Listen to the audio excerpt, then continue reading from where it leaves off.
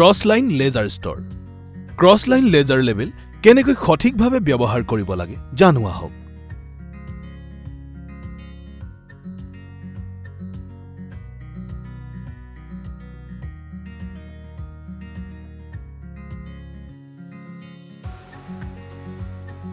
Tiles প্লেসমেন্টৰ বাবে এই চিহ্নটো বনোৱা হৈছে নে হয় স্যাৰ ইয়াৰ খুকন শুদ্ধ নেকি এইটো মোৰ বাবে ভুল হৈ আহিছে যদি আপুনি এটা ষ্ট্ৰিঙেৰে জুখিব তেন্তে ই ভুল হ'ব এতিয়া আমি লেজাৰ সজুলি ব্যৱহাৰ কৰি ইয়াক সৃষ্টি কৰিম লেজাৰ সজুলি ব্যৱহাৰ কৰি এটা বিন্যাস কেনেকৈ চিহ্নিত কৰিব লাগে কওঁ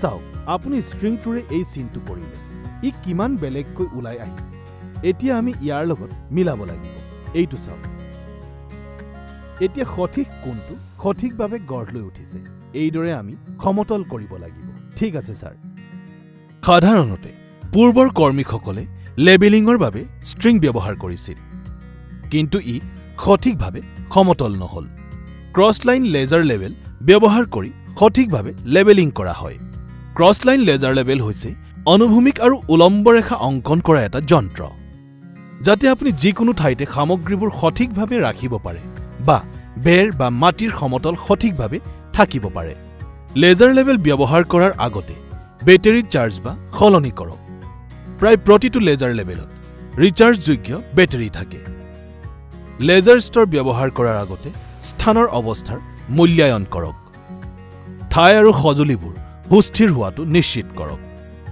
লেজাৰ ষ্টৰৰ দিশ নিৰ্বাচন কৰিবলৈ অনুভূমিক আৰু উলম্বন বুটাম ব্যৱহাৰ কৰক এই দিশটো আপোনাৰ কামৰ ধৰণৰ ওপৰত নিৰ্ভৰ কৰে লেজাৰ লেবেল ব্যৱহাৰ কৰাৰ সময়ত সুৰক্ষাৰ সাৱধানতা মানি চলক সুৰক্ষাৰ চশমা পিন্ধক আৰু সজুলি সঠিকভাৱে ব্যৱহাৰ কৰক গতিকে আমাৰ ক্ৰছলাইন লেজাৰ লেবেল ব্যৱহাৰ কৰাৰ সঠিক উপায় কি প্ৰথমে বেটাৰী চাৰ্জ বা সলনি কৰক ঠাই আৰু সজুলিবোৰ সুস্থিৰ হোৱাটো নিশ্চিত কৰক সঠিক দিশ বাছনি কৰিবলৈ অনুভূমিক আৰু উলম্ব বুটাম ব্যৱহাৰ কৰক নিৰাপত্তাৰক্ষী চশমা পিন্ধি কাম কৰক ষ্টীল ফ্লোটৰ ব্যৱহাৰ ষ্টীল ফ্লোট কেনেকৈ সঠিকভাৱে ব্যৱহাৰ কৰিব লাগে জানো আহক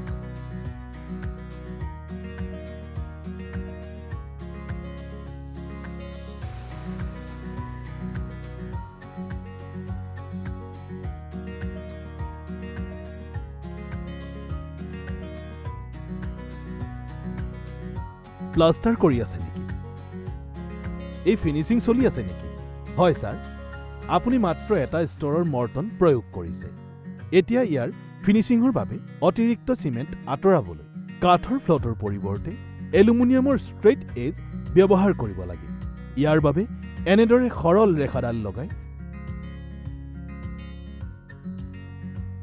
অতিৰিক্ত সিমেন্টখিনি ঘঁহি আঁতৰাই পেলাব লাগিব এতিয়া আপুনি চেষ্টা কৰক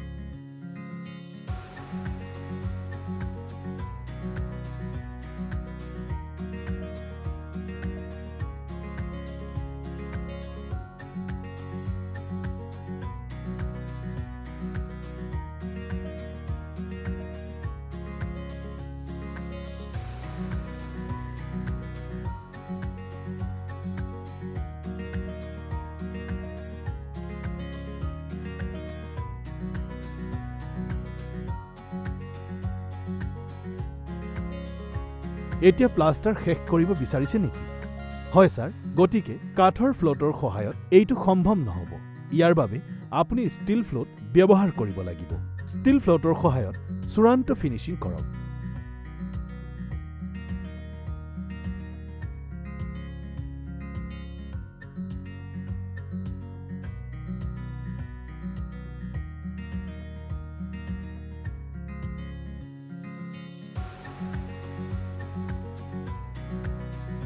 স্থানত কংক্ৰিটৰ পৃষ্ঠভাগ মসৃণ কৰিবলৈ ষ্টীলৰ ফ্লোট ব্যৱহাৰ কৰা হয় ইয়াত এটা ষ্টীলৰ প্লেট থাকে যিটো এটা হ্যান্ডেলৰ লগত সংলগ্ন কৰা হয় ষ্টীলৰ ফ্লোট ব্যৱহাৰ কৰাৰ সময়ত সুৰক্ষা ব্যৱস্থা মানি চলিব লাগে নিৰাপত্তাৰক্ষী চশমা হেলমেট গ্লোভছ ব্যৱহাৰ কৰক লগতে ধূলি আৰু কংক্ৰিটৰ সৰু সৰু টুকুৰাৰ পৰা হাত সাৰিবলৈ ডাষ্ট মাস্কো ব্যৱহাৰ কৰক ষ্টিল ফ্লোট ব্যৱহাৰ কৰাৰ আগতে কংক্ৰিট সঠিকভাৱে প্ৰস্তুত কৰক। সঠিক পৰিমাণত কংক্ৰিট প্ৰস্তুত কৰাটো গুৰুত্বপূৰ্ণ। প্ৰায় শ্ৰমিকসকলে ষ্টিলৰ ফ্লোটৰ চোকা ব্লেডে হাত কাটি পেলায়, গতিকে সুৰক্ষাৰ নিয়ম মানি চলি কাম কৰক। কাম শেষ হোৱাৰ পিছত ষ্টিলৰ ফ্লোটটো পৰিষ্কাৰ কৰক। গতিকে আমাৰ ষ্টিল ফ্লোট ব্যৱহাৰ কৰাৰ সঠিক উপায় কি? সুৰক্ষা ব্যৱস্থা অনুসৰণ কৰক। প্ৰথমে কংক্ৰিট সঠিকভাৱে প্ৰস্তুত কৰক। সাৱধানে কাম কৰক যাতে হাত কাটিব নোৱাৰে। কাম শেষ হোৱাৰ পিছত ষ্টিলৰ ফ্লোটটো পৰিষ্কাৰ কৰক। টাইল লেবেলিং প্লায়াৰৰ ব্যৱহাৰ। টাইল লেবেলিং প্লায়াৰ কেনেকৈ সঠিকভাৱে ব্যৱহাৰ কৰিব লাগে জনাওক। টাইলছ ইনষ্টল কৰিবলৈ ইমান সময় লাগিব নালাগে। ইয়াত এটা টাইল ইতিমধ্যে ইনষ্টল কৰা হৈছে আৰু আমি ইতিমধ্যে ইয়াৰ লেভেল ঠিক কৰিছো। এতিয়া আমি টাইল ক্লিপ ব্যৱহাৰ কৰিব লাগিব। এটা টাইল ক্লিপ ইয়াত আৰু আনটো সেইফালে ৰাখক।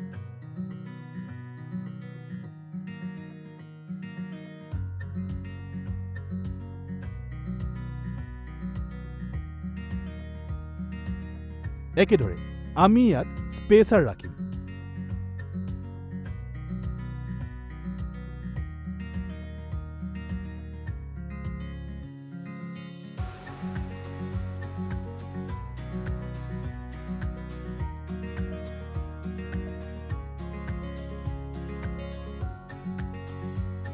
এতিয়া আমি ইয়াত ইনষ্টল কৰা ক্লিপটোৰ ওপৰত টাইল বেজবোৰ ৰাখোঁ। এটা এইফালৰ পৰা আৰু আনটো ফালৰ পৰা প্ৰয়োগ কৰিব লাগে। এতিয়া আমি ইয়াৰ লেবেল শুধৰাবলৈ টাইল লেবেলিং প্লায়াৰ ব্যৱহাৰ কৰিম। এইদৰে ঠিক কৰি টিপক। চাওক, এই কাম কৰি এই অংশটো সমতল হৈ পৰিছে। এতিয়া আপুনি ইয়াক ব্যৱহাৰ কৰি চাওক।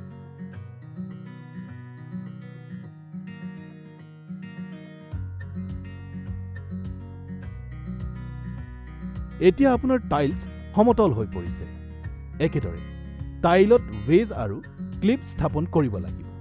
কিন্তু এটা কথা মনত ৰাখিব লাগিব যে টাইলছ লগোৱাৰ 24 ঘণ্টাৰ পিছত অৰ্থাৎ পিছদিনা ক্লিপবোৰ ভাঙি টাইলছৰ পৰা কুটিলবোৰ আঁতৰাব লাগে। তাৰ পিছত টাইলছৰ মাজৰ ফাঁকটো গ্ৰাউটিং কৰি পূৰণ কৰিব লাগে। টাইল লেবেলিং প্লায়াৰসমূহে টাইলসমূহ সমতল কৰি ৰাখে আৰু টাইল সংস্থাপনৰ সময়ত ইটোৱে সিটোৰ সৈতেও এই প্লায়াৰবোৰে টাইলছবোৰ একে ৰেখাত ৰখাত সহায় কৰে। টাইল লেবেলিং প্লায়াৰ ব্যৱহাৰ কৰাৰ সময়ত সুৰক্ষাৰ সাৱধানতা মানি চলক। নিৰাপত্তা চশমা, গ্লোভছ আৰু হেলমেট ব্যৱহাৰ কৰক যাতে আপুনি সুৰক্ষিত থাকে। টাইলছবোৰ পৰিষ্কাৰ আৰু সাৱধানে ৰাখি ৰাখক যাতে সংস্থাপন প্ৰক্ৰিয়াটো সহজ হয়। টাইলছৰ মাজত প্লায়াৰবোৰ লাহে লাহে ৰাখক আৰু টাইলছবোৰ একে ৰেখাত ৰাখিবলৈ লাহে লাহে ছিঙি লওক। প্লায়াৰবোৰ লাহে লাহে টান কৰি টাইলছখন স্থিৰ কৰি ৰাখক। কাম শেষ হোৱাৰ পাছত টাইলছ লেবেলিং প্লায়াৰবোৰ ভালদৰে পৰিষ্কাৰ কৰি আন টাইলছৰ বাবে প্ৰস্তুত কৰক। গতিকে আমাৰ টাইল লেবেলিং প্লায়াৰ ব্যৱহাৰ কৰাৰ সঠিক উপায় কি? সুৰক্ষা ব্যৱস্থা মানি চলক। টাইলছবোৰ পৰিষ্কাৰ আৰু সাৱধানে ৰাখিব। টাইলছৰ মাজত লাহে লাহে প্লায়াৰবোৰ ৰাখক। আপুনি শেষ কৰাৰ পিছত টাইল লেবেলিং প্লায়াৰ পৰিষ্কাৰ কৰক।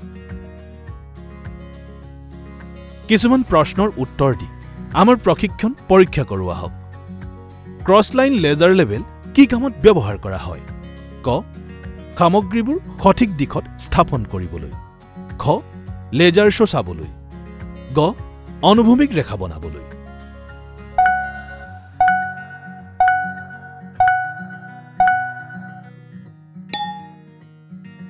ক্ৰছলাইন লেজাৰ লেবেল ব্যৱহাৰ কৰাৰ আগতে কি মূল্যায়নৰ প্ৰয়োজন?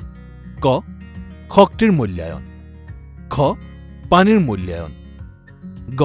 স্থলজ মূল্যায়ন।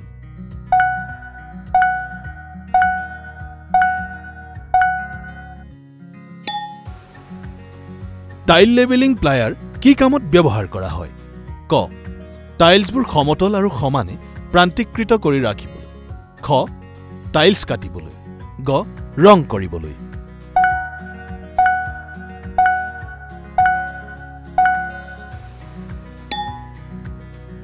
ষ্টীলৰ ফ্লোট ব্যৱহাৰ কৰাৰ সময়ত কি কি সুৰক্ষা ব্যৱস্থা গ্ৰহণ কৰিব লাগে? ক, হয়, খ, নহয়।